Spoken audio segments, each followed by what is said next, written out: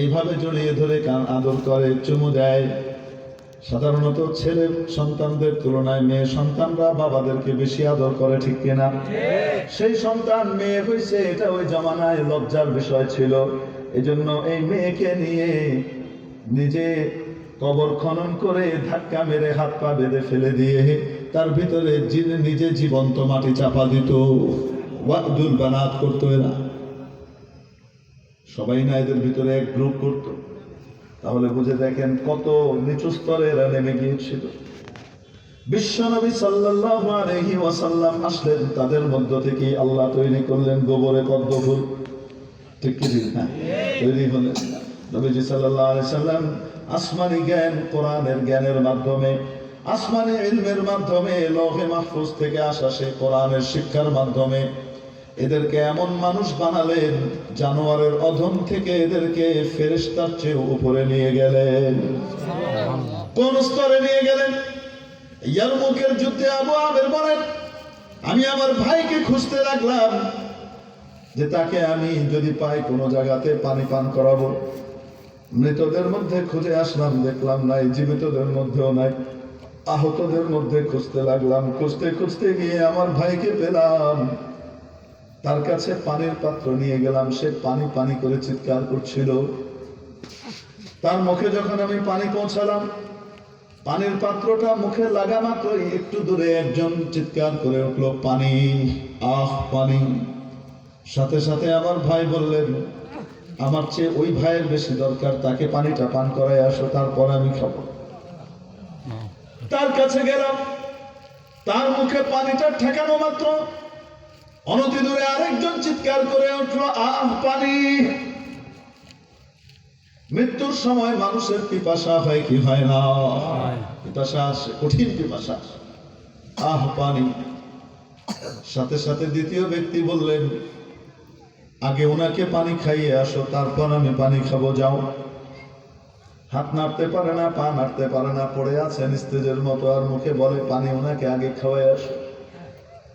উনি বলেন, আমি পানির পাত্র নিয়ে তৃতীয় ব্যক্তির কাছে গেলাম। তার কাছে যাওয়ার পরে দেখি তার ভবলীলা সাঙ্গ হয়ে গেছে, সে আল্লাহর কাছে পৌঁছে গেছে। পানি নিয়ে তাড়াতাড়ি দ্বিতীয় ব্যক্তির কাছে আসলাম, এসে দেখি আমার এই ভাইও দুনিয়া থেকে চলে গেছে, জামে শাহাদাত পান করে নিয়েছে।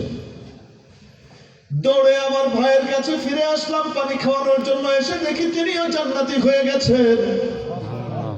ওই মানুষগুলো যারা অন্যের খাবার লুটপাট করত, অন্যের মুখের গ্লাস কেড়ে নিত, তাদের মধ্যে যখন নবীজির শিক্ষা এসে ঢুকেছে, কোরআনের শিক্ষা এসে ঢুকেছে, নবীজির সংস্পর্শ লাভে তারা যখন ধন্য হয়েছেন, ওই মানুষগুলো ওই পৃথিবীর শ্রেষ্ঠ মানুষে পরিণত হয়েছে। মৃত্যুর সময়ও নিজের চেয়ে অন্যকে প্রাধান্য দিয়ে গেছেন, ঠিক কিনা? তাহলে ত্যাগবাদী মানসিকতা, এটা হলো মানবতার শিক্ষা, এটা হলো মানুষের মানসিকতা। আর ভোগবাদী মানসিকতা, এটা মানুষের শিক্ষা নয়, মানুষের মানবতা নয়, এটা হলো জানোয়ারের কৃষ্টি এবং কালচারাল নেচার, ঠিক কিনা?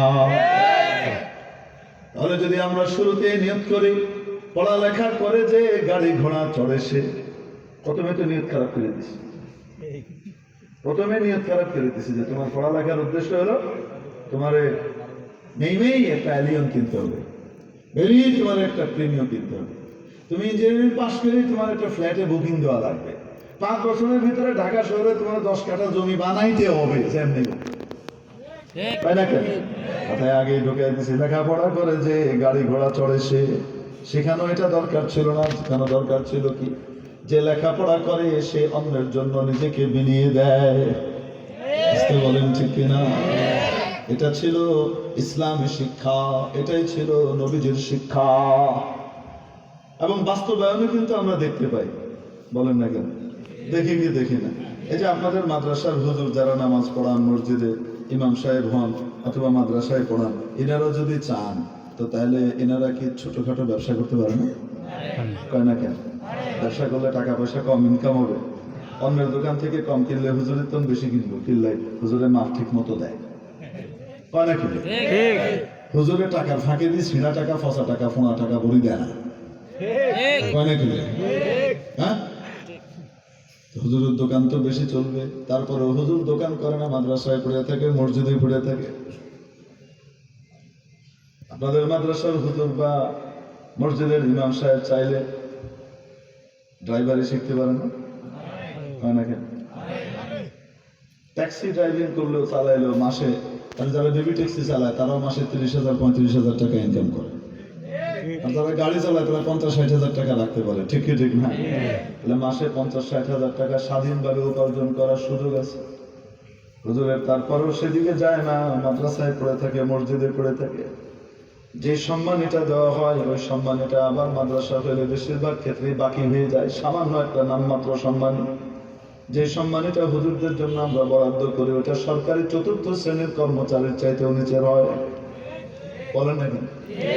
ইঞ্জিনিয়ারিং আমি সাধারণ অবস্থা বলতেছি। আপনি 2-1টা মসজিদ আর মাদ্রাসা দিয়ে উদাহরণ দিতে পারেন না। Cannot be example, exception. Engineering অবস্থা তো এরকমই, ঠিক কি ঠিক না? কিন্তু তারপরেও হুজুররা অন্য কোনো পথে যান না। সৌদি আরব গেলে 12 পয়সা কামাইতে পারেন, ওখানে গেলে অনেক সুযোগ রয়ে গেছে। তারপরে এর কথার ঘুঁটা, অমুকের খোঁসা, একের এই, এটা সেই, এত কিছু সহ্য করে মসজিদের মধ্যে পড়ে থাকে, মাদ্রাসার মধ্যে পড়ে থাকে। কেন? কোন উদ্দেশ্যে? আমি একা জান্নাতে যাব না, আমি আমার এলাকার সবাইকে জান্নাতি বানিয়ে জান্নাতে যাব। আমি তাদের চিরস্থায়ী জীবনটা তৈরি করে দেব, আমার ইহকালীন জীবনটা হয়তো বিলিয়ে দেব, এদের জন্য দেব, এরা যেন জান্নাতি হতে পারে। সুবহানাল্লাহ বলবেন না? অনেক সময় এমন হয়, স্ত্রী অসুস্থ হয়ে গেছে, হসপিটালে নেওয়ার ভাড়াটুকু নাই, বাচ্চাকে ডাক্তার দেখানোর মতো ভিজিট দেওয়ারও পয়সা নাই, এমন অনেক সময় হয় কি হয় না? কিন্তু তারপরও কারো কাছে হাত পাতে না, মাওলার কাছে বলে আর জনগণের জন্য করে। এই ধরনের নিবেদিত প্রাণ ব্যক্তিগুলোকে, সত্যিকারের মানুষগুলোকে আমরা মূল্যায়ন করতে পারলাম না। আমরা এমন অভাগা জাতি। বুঝাইতে পারি না মনে হয়। কেন তারা এই চেতনায় উজ্জীবিত হয়েছে? কারণ তাদেরকে প্রথম থেকে শেখানো হয় এই দুনিয়ায় তোমাকে ভোগ করার জন্য পাঠানো হয় নাই। এই দুনিয়াতে তুমি কাজ করবে, মানুষের স্বভাব হলো সে অন্যের জন্য করবে। তুমি গোটা মানব জাতিকে জান্নাতের পথ দেখাবে, তাদেরকে জাহান্নামের আগুন থেকে বাঁচাবে, চিরস্থায়ী জীবনে তাদের সুখের দিশা দেবে। এজন্য তোমাকে তৈরি করা হচ্ছে, তুমি সেভাবেই নিবেদিত প্রাণ হিসেবে কাজ করে যাবে। নিজের দুনিয়ার জীবনকে সামনে রাখে না, সে আখেরাতের জীবনকে সামনে রেখে নিজের দুনিয়ার জীবনটাকে বিলিয়ে দেয়। মেরে মুহতারাম দোস্ত আজিজ ও বুজুর্গের জন্য বলছিলাম, শিক্ষার উদ্দেশ্য কোনো সময় ভোগ করার চেতনা হলে এটা কোনো সময় মানুষের শিক্ষা ব্যবস্থা হতে পারে না। এটা তো জানোয়ারও ভালো জানে, কোথায় ভালো খাওয়া পাওয়া যায়, কিভাবে ভালো থাকা যায়, এটা গরু বাছুর জানোয়ারও জানে।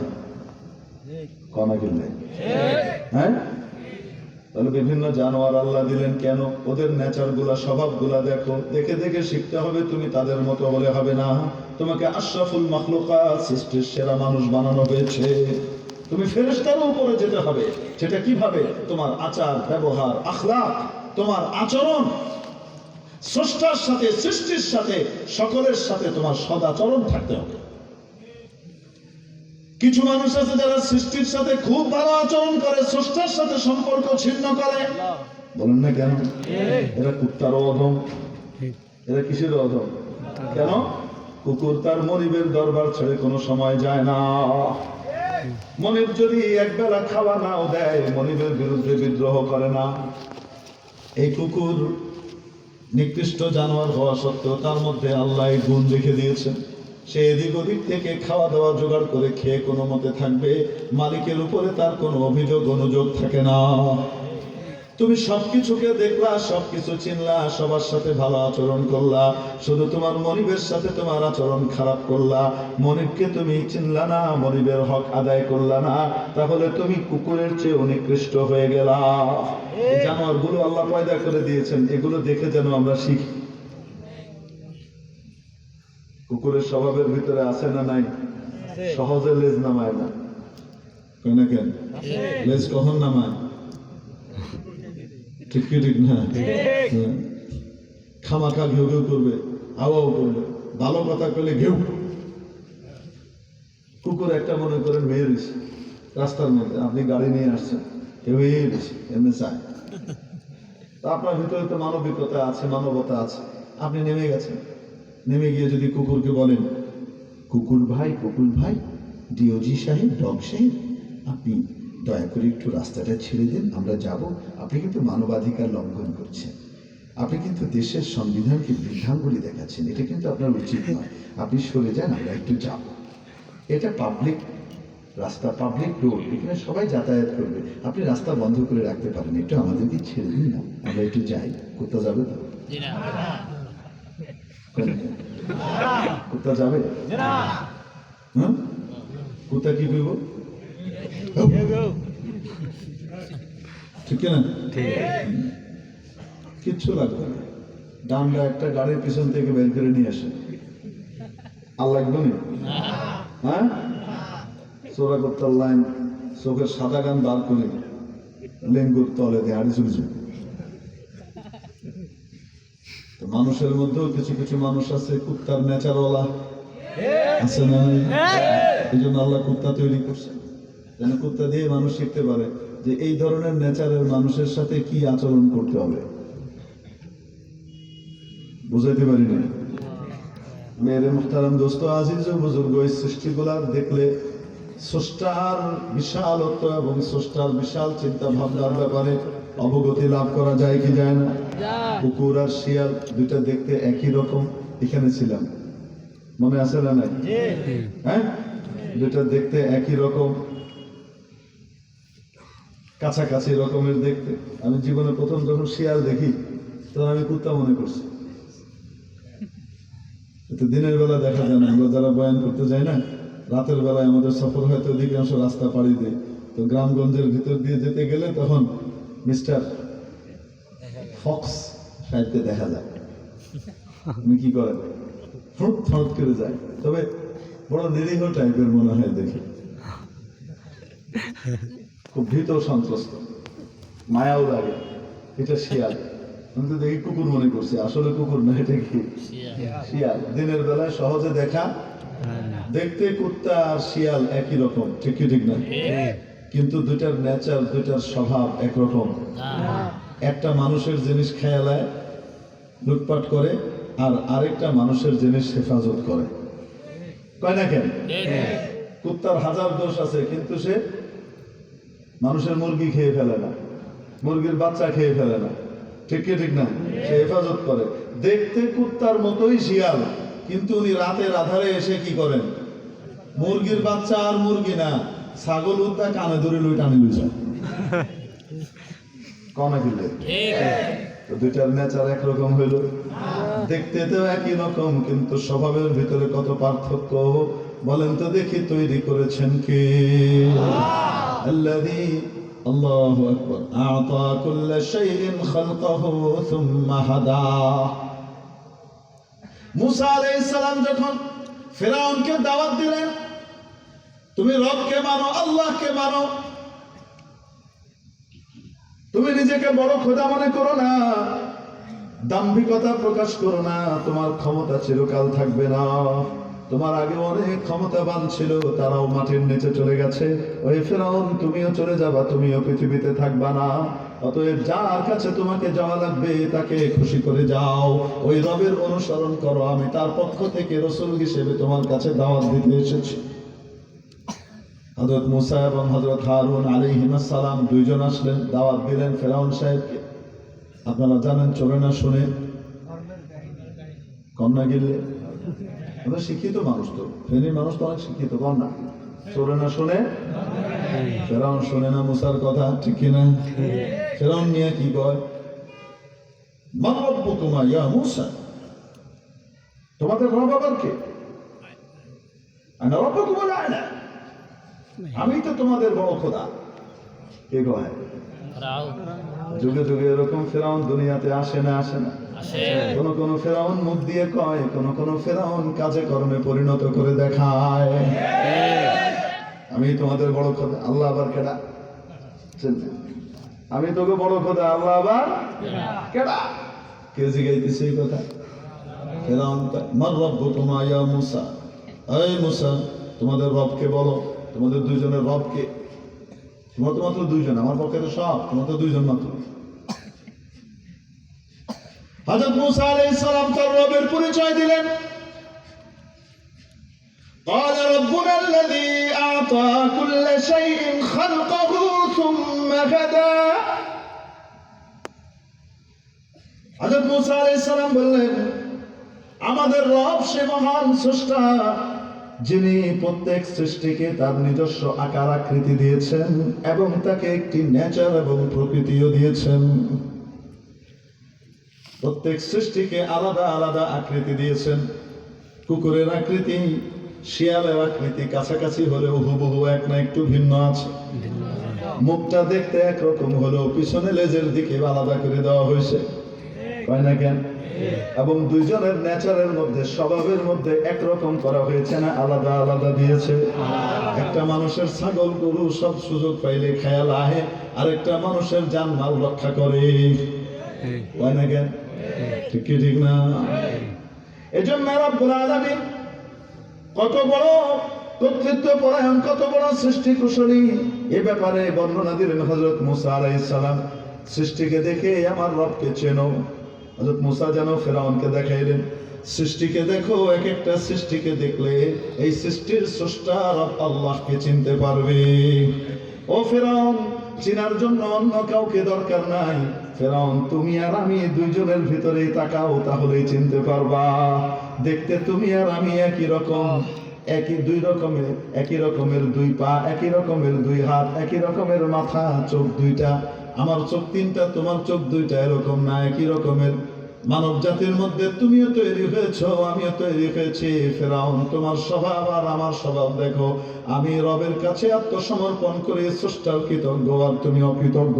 নেচার দুইজনের ভিন্ন। আল্লাযী আ'তা কুল্লা শাইইন খালকাহু, প্রত্যেক বস্তুকে যিনি কি দিয়েছেন? নিজস্ব আকৃতি দিয়েছেন। সুম্মা হাদা, আকৃতি দেওয়ার পরে তার নেচার তৈরি করেছেন। প্রত্যেকের নেচার ভিন্ন। বুঝাইতে পারি নাই? টিয়া পাখির স্বভাব আর বাজ পাখির স্বভাব একরকম। চিলের স্বভাব আর শকুনের স্বভাব একরকম। চিলও আকাশে উড়ে, শকুনও আকাশে উড়ে। ঈগল পাখি, বাজ পাখিও আকাশে উড়ে, শকুনও আকাশে উড়ে, ঠিক কিনা? এত উপরে থাকে, এত উপরে থাকে, এত উপরে থাকে, সুবহানাল্লাহ, নিচ থেকে দেখাই যায় না।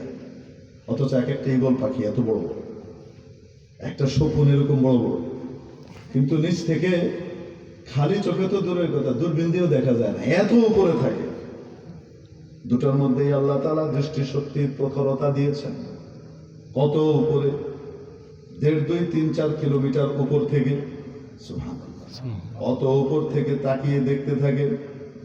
অমুক জায়গায় একটা খালের ভিতরে একটা মাছ লাফ দিবে, মাছটা লাফ দিতে পারে, সারফেসের কাছাকাছি আসতে পারে। এটা 5, 6, 7, 8, 10 কিলোমিটার উপর থেকে ঈগল দেখতে পেতেছে এবং দেখে ওখান থেকে ডাইভ দিচ্ছে। সে ডাইভ দিয়ে এসে ঠাস করে ওই মাছকে উঠিয়ে নিয়ে দৌড়, হয় না কেন? টাইমিং, জাস্ট টাইম এসে আসবে। মাছটা যে সময় ঠিক উপরে ভাসতেছে, সে পানির তলায় কোন জায়গাটায় মাছটা আছে ওখান থেকে সে দেখতে পাচ্ছে, এবং মাছের উপরে ওঠার গতি, সেই গতির সাথে তার পতনের গতি সে কি করে? অ্যাডজাস্ট করে তারপরে সেই গতি নিয়ন্ত্রণ করে ছো মেরে নিয়ে উঠিয়ে নিয়ে চলে যায়। কত উপরে থাকে। আবার শকুনকেও এমন চোখ দিয়েছে, সুবহানাল্লাহ। দুনিয়ার কোন জায়গায় গরু মরছে সবার আগে তার নজরে পড়ে, হয় না কেন? দেখা যায় না, গরু একটা মরতে দেন, পড়ে থাকতে দেন, দেখবেন শকুন সাহেবরা তার শেষ নিয়ে আসছে, হাজির হয়েছে না? দুইটাই তো একই রকম দূরত্বে থাকে, অনেক উপরে থাকে। দুটারই দৃষ্টির প্রখরতা আছে। স্বভাবের দিক থেকে, নেচারের দিক থেকে আল্লাহ কত পরিবর্তন করে দিয়েছেন। বাজ পাখি মরা জিনিস খাবে না, অন্যের মারা জিনিস খাবে না, সে নিজে মেরে লাইভ জিনিস খাবে, ঠিক কিনা? আর শকুনের চোখ লাইভ জিনিসের দিকে যাবে না, তার দৃষ্টি সবসময় মরা গরুর দিকে। সে দেখতে থাকে কোন গরু মরবে, এটা মরতে দেই, গরুটা ছটফট করতেছে, শকুনটা হাজির হয়ে যায়। স্বভাবের পার্থক্য কে দিয়েছেন? এই যে এত রকমের জানোয়ার, এত রকমের জীবজন্তু, আল্লাহু আকবার। আমাদের বিজ্ঞানীরা এখন আবিষ্কার করেছেন শুধু পানির নিচেই 2.5 কোটির উপরে প্রাণী তারা আবিষ্কার করেছেন, শুধু পানির ভিতরে। কত পদে তারা আবিষ্কার করতে করতে করতে করতে 2.5 কোটি পার করে গেছেন। বলেন তো দেখি, সবগুলার নেচার আর স্বভাব এক? আলাদা আলাদা। আল্লাহু আকবার কে দিয়েছেন? কত বড় স্রষ্টা, তিনি এত কিছু তৈরি করলেন, প্রত্যেকটা স্বভাবের মধ্যে ভিন্নতা দিয়ে দিলেন। আকারেও ভিন্নতা, আকৃতিতেও ভিন্নতা, স্বভাবেও ভিন্নতা, প্রকৃতিতেও ভিন্নতা। কে দিয়েছেন? এই জন্যই হযরত মুসা আলাইহিস সালাম ফিরআউনকে আহ্বান করলেন, ও ফিরআউন, তুমি কি দেখো না তুমি এত বড় জ্ঞানী, কত বড় বুদ্ধিমান, যে তুমি নিজের বুদ্ধিমত্তার জোরে সাধারণ একজন তরমুজ বিক্রেতা থেকে, কই থেকে তুমি কোথায় এসে উঠলা, গোটা মিশরের অধিপতি হয়ে গেলা, নিজেকে রব হিসেবে দাবি করো। এত বড় কর্তৃত্ব আর ক্ষমতা তুমি লাভ করেছো, তোমার বুদ্ধিমত্তার তো কোনো ঘাটতি নাই। তুমি একটা জিনিস দেখো, আমার রবকে, আমার সৃষ্টিকে চেনার জন্যে, আমার রবকে তাকে চেনার জন্য তার সৃষ্টির দিকে লক্ষ্য করো। আল্লাযী আ'তা কুল্লা শাইইন খালকাহু সুম্মা হাদা। তিনি বলেন সে মহান সত্তা, আমার রব সে মহান সত্তা, যিনি প্রত্যেক অস্তিত্বশীল বস্তুকে নিজস্ব একটি আলাদা আকৃতি দিয়েছেন এবং তাকে আলাদা আলাদা প্রকৃতি দিয়েছেন। নেচার দেখতে আলাদা, স্বভাবও আলাদা। সুবহানাল্লাহ বলেন। মেরে মুহতারাম দোস্ত, আজিজ ও বুজুর্গের জন্য এই জমিনের মধ্যে যদি আমরা তাকাই, জমিনের মধ্যে যে সৃষ্টিগুলো আল্লাহ তৈরি করে রেখেছেন সেটার দিকে তাকাইলেই মাওলাকে খুঁজে পাওয়া যায় কিনা? পাওয়া যায় কি যায় না? যারা এই সৃষ্টি দেখে স্রষ্টাকে চেনার জন্য চেষ্টা করে, রব্বুল আলামিন বলেন এরাই হলো প্রকৃত বুদ্ধিমান। এবং এই বুদ্ধিমান ব্যক্তিরা একটা স্বীকৃতি দেয়, তাদের কিছু লক্ষণ আর আলামত আছে, বলবো নাকি? সেই আলামতগুলো রব্বুল আলামিন বলে দিলেন। আল্লাহু আকবার কবীরা। আল্লাযীনা ইয়াযকুরুনাল্লাহা কিয়ামান ওয়া কুউদান ওয়া আলা জুনুবিহিম। যারা দাঁড়ানো, বসা, শোয়া, সর্বাবস্থায়, এক কথা একজন মানুষের মোট কয়টা অবস্থা হতে পারে? হয়তো সে দাঁড়ানো, চলাফেরার ভিতরে থাকতো, সে দাঁড়ানো অবস্থায় তো চলাফেরা করে, ঠিক কিনা? অথবা বসা, অথবা শোয়া। তার মানে কি? যে কোনো অবস্থায়, সর্বাবস্থায়। আল্লাযীনা ইয়াযকুরুনাল্লাহা কিয়ামান ওয়া কুউদান ওয়া আলা জুনুবিহিম।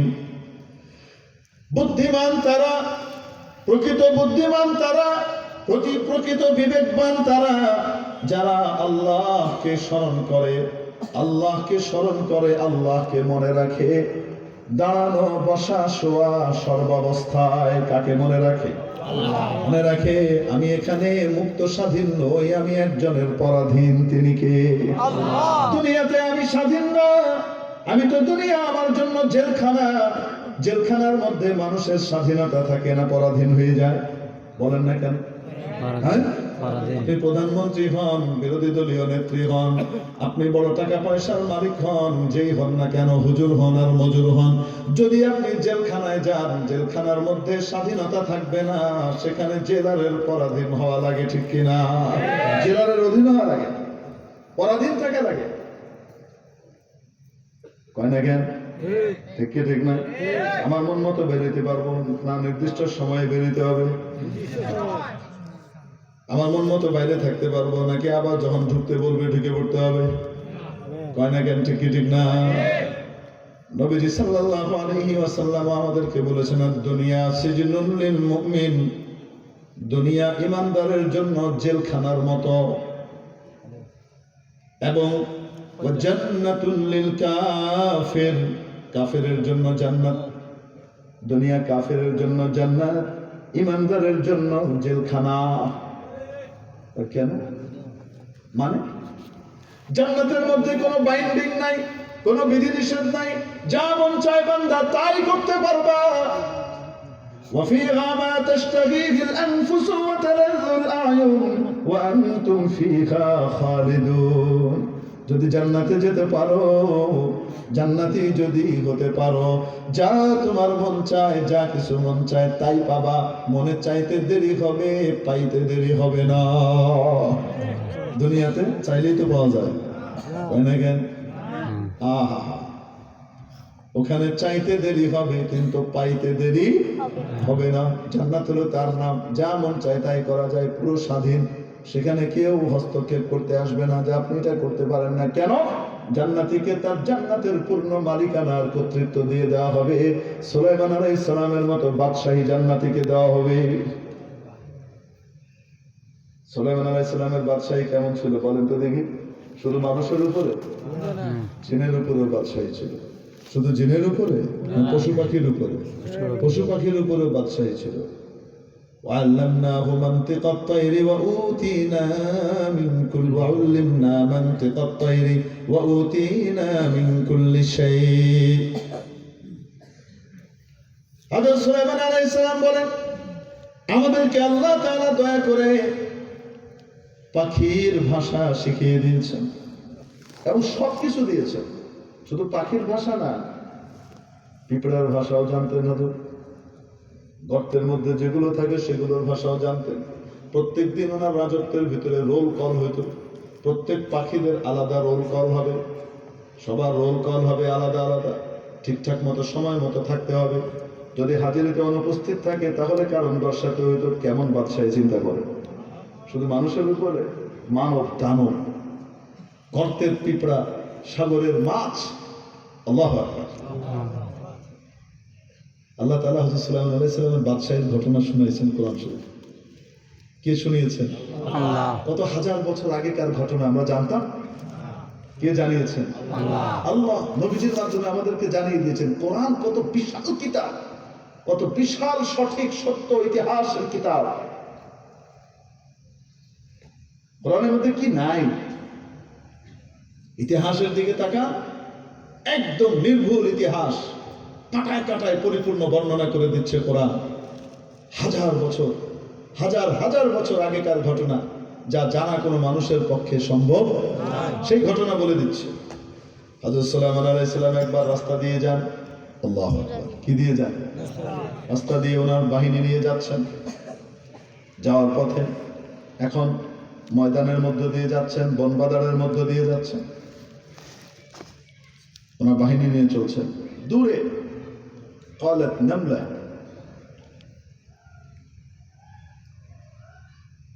এক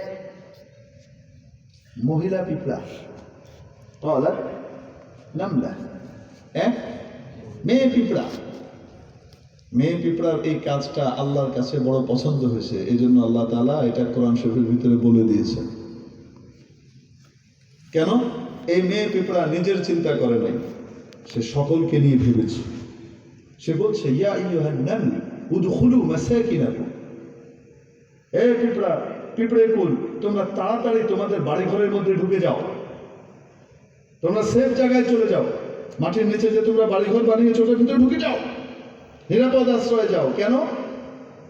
পৃথিবীর বাদশাহ সুলাইমান আসছেন। সুবহানাল্লাহ, আল্লাহু আকবার। পৃথিবীর বাদশাহ কি আসছেন? সুলাইমান যাচ্ছেন। তার সাথে বিশাল বাহিনী আছে। লা ইয়াহতিমান্নাকুম সুলাইমান ওয়া জুনুদুহু ওয়া হুম লা ইয়াশউরুন। তারা অজ্ঞাতবশত, তুমি ছোট্ট ক্ষুদ্র এক মাখলুক, তোমাকে সেই হয়তো দেখতে পাবে না। দেখতে না পাওয়ার কারণে সুলাইমানের বাহিনী হয়তো তোমাদেরকে মারিয়ে দিবে। তোমরা যদি বাইরে থাকো, তাদের যাত্রা পথের মধ্যে থাকো, তাহলে কি হয়ে যেতে পারে? তোমাদেরকে তারা মারিয়ে দিবে। জুলুম করে মারাবে না। কেন? তারা নবীর সহযোগী। আর নবীর সহযোগীরা কোন সময়, মানুষ তো দূরের কথা, অন্য প্রাণীর উপরেও অবিচার করে, তাদেরকেও কষ্ট দেয় না, অযথা কষ্ট দেয় না। ওয়াহুম লা ইয়াশউরুন, অবচেতন ভাবে তারা বুঝতেও পারবে না, তোমাদেরকে মারিয়ে চলে যাবে। তাই তাড়াতাড়ি তোমরা গর্তের ভিতরে নিজেদের বাড়ি ঘরের মধ্যে কি করো? ঢুকে যাও। হ্যাঁ, সাইক্লোন সেন্টারে চলে যাও। এলান হয় না মাঝে মাঝে? আরে উপকূলীয় অঞ্চলের ভিতরে মাঝে মাঝে ঘোষণা হয় 1 নম্বর সতর্ক সংকেত, অতএব গ্রামবাসীকে সাইক্লোন সেন্টারে যাওয়ার জন্য বলা হয়েছে। কয়নি কয় না? নিরাপদ আশ্রয়ে চলে যাওয়ার জন্য বলা হয়েছে। তো এই প্রাণী ছোট্ট একটা পিঁপড়ে, এই